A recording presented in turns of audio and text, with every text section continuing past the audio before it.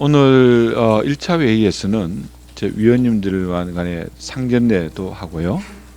아까 뭐 다 들으셨겠지만 간단한 인사와 함께 앞으로 우리 총선기획단이 어떤 일정을 가지고 또 어떤 방향으로 총선기획단을 운영하겠다 하는 그런 얘기들이 주가 되는 그런 1차 회의였다고 생각하시면 되겠습니다.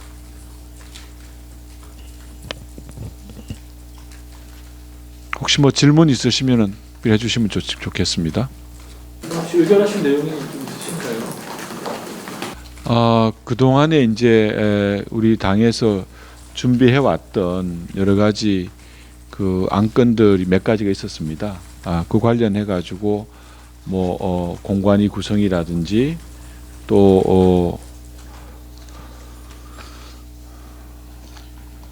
여러 가지 그 공천 관련 배심원단의 어떤 심사 문제라든지 추진 일정 이런 것들에 대해서 간단한 의견을 드렸었습니다. 배심원단 심사 문제는? 아니요. 그 이제 운영의 문제. 예. 팀장님 앞으로 타임라인이 좀 어떻게 되는지. 지금 저희들은 이제 매주 한 번 정도 회의를 하게 될 것 같고요. 그리고 지금 예정되어 있는 거는 총 7차례 회의를 예정을 하고 있습니다. 근데 그 회의는 필요에 따라 가지고 주 2회로 할 수도 있고 필요에 따르면 수시로도 할 수 있기 때문에 계획은 지금 12월 20일 전까지 마치는 걸로 지금 준비를 하고는 있는데 상당히 좀 이렇게 변동성은 좀 있을 가능성도 있다는 말씀을 드리겠습니다. 일각에서는 혁신위랑 좀 역할이 겹친다는 말도 있고, 혁신위가 현역위원 평가 하위 20% 공천 배제를 또 이제 뭐 아직 의결은 아니지만 최고의 의결을 요청할 걸로 보이는데, 그런 부분 받아들일 생각도 있습니다. 이제 뭐 우리 타임라인에 따라 가지고 그런 문제들을 이렇게 논의를 해 나갈 예정입니다. 이제 혁신위에서는 사실은 여러 가지 당에 제안을 한 부분들이 있으면 정식적으로 받았게 되면은 우리 이 총선 기획단에서 혁신위에서 제안한 여러 가지 안에 대해서 우리가 공천 과정이나 이런 과정에서 어떻게 녹여낼 수 있을까 하는 것을 고민하고 이제 그런 부분을 고민해 가면서 룰 세팅을 해 나가는 과정이라고 보면 되겠습니다. 절차적으로는 그렇다는 말씀을 드립니다. 그 20일 날 끝나면 그 다음에 선거 관련된 조직 따로 발족을 하시는 건가요? 그렇습니다. 이제 총선 기획단의 활동이 여러 가지 룰이라든지 또 핵심 공약이라든지 뭐 이런 부분에 대한 홍보 방안이라든지 이런 것에 대한 대략적인 그 그림이 만들어지면은 그 다음에 이어지는 것이 이제 공천관리위원회라고 공관위가 구성이 될 예정입니다. 공관위에서는 실질적으로 각 지역구 또 비례대표 이런 의원 후보들에 대해 가지고 확정해 나가는 작업들을 하게 됩니다.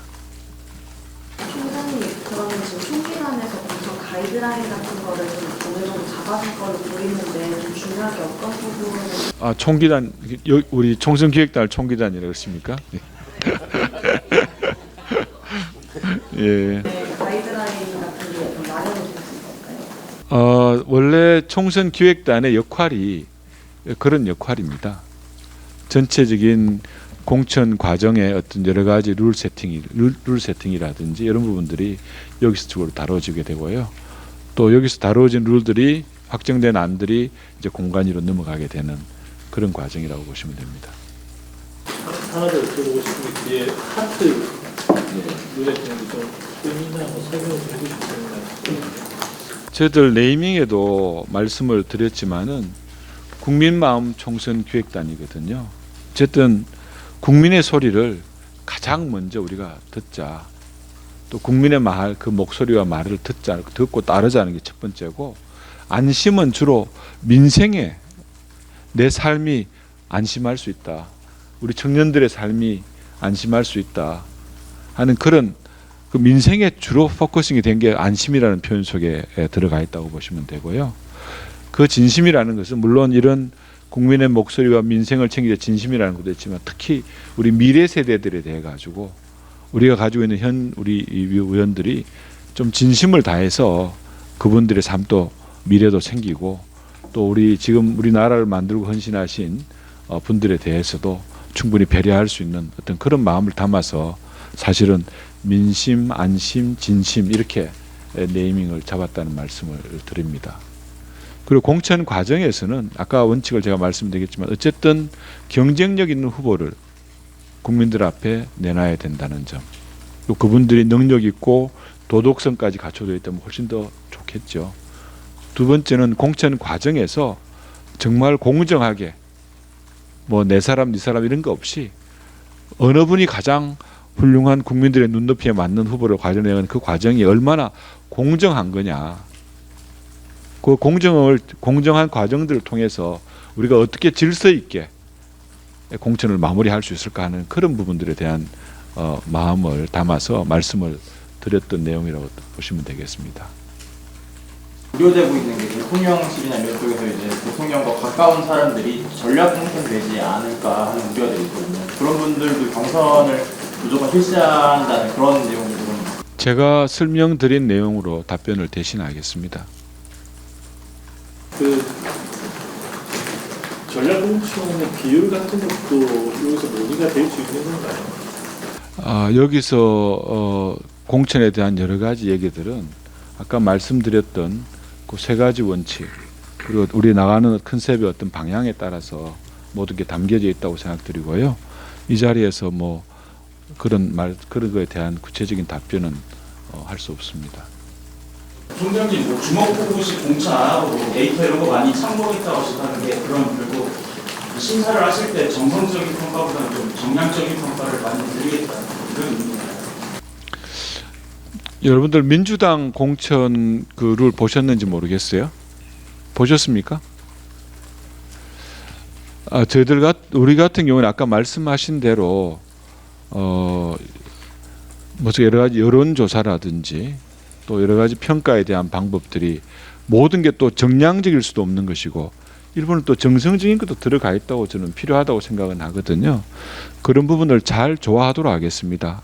그래서 뭐 여러 가지 여론조사도 좀 더 철저하게 실시를 하고 또 그런 걸 바탕으로 해서 각 분들의 어떤 그 의정활동 분야에 있어서의 활동 사항이라든지 이런 것들도 참고도 하고 또 여러 가지 계시는 공천관리위원님들의 어떤 판단도 존중하는 방향으로 그렇게 조화롭게 나갈 생각입니다. 총장님 그 세 가지 공천 원칙은 어떤 당연한 말인 것 같기도 하고 이번에 이제 총기간을 꾸리면서 뭐 여성이라든가 아니면 청년이라든가 이런 부분에 좀 주안점을 두는 부분은 없어요. 앞으로 그런 부분들은 당연히 그 여러 가지 이 공천 과정에서의 어떤 그 경쟁 과정에 공정한 라인에 서게 하기 위한 고민들을 많이 할 것 같습니다. 뭐 기존에 계셨던 정치를 오래 하셨던 분하고 또 새롭게 출발하는 청년이나 이 여성분들이 그 출발 선상의 라인이 과연 얼만큼 그 갭 없이 가급적이면 정말 같은 선상에서 한번 출발할 수 있는 어떤 그런 걸 만들어가는 것이 그 과정 속에 가장 유리하지 않겠나, 중요하지 않겠나 생각을 하고요. 우리 당이 가지고 있는 청년과 여성들에 대한 배려도 충분히 될 수 있도록 그 룰 속성에 녹여내도록 하겠습니다. 근데 방금 말씀하신 갭 없이 그 출발하게 만드는 것은 일종의 뭐 역차별이 될 수 있어서 일종의 경쟁력, 총선 경쟁력까지도 상실할 수 있다고 생각합니다. 꼭 그렇게 생각하지 않고요. 물론 뭐 말씀하신 대로 그런 우려도 있을 수는 있겠습니다만은 가능하다면 공정한 그 공천 룰을 통해 가지고 가장 경쟁력 있는 후보를 만들어내도록 노력하겠다는 그 룰 세팅을 하겠다는 말씀을 드립니다. 총선기획단이 후보를 확정하는 건 아니거든요. 다만 거기 포함되는 룰을 우리가 만드는 것이고 그 룰이 얼만큼 그 경쟁력 있는 후보를 만들어내고 여성과 청년들 같은 그런 부분들에 배려가 될 수 있는 부분들은 또 공관위에서도 충분히 검토가 되리라고 생각을 합니다.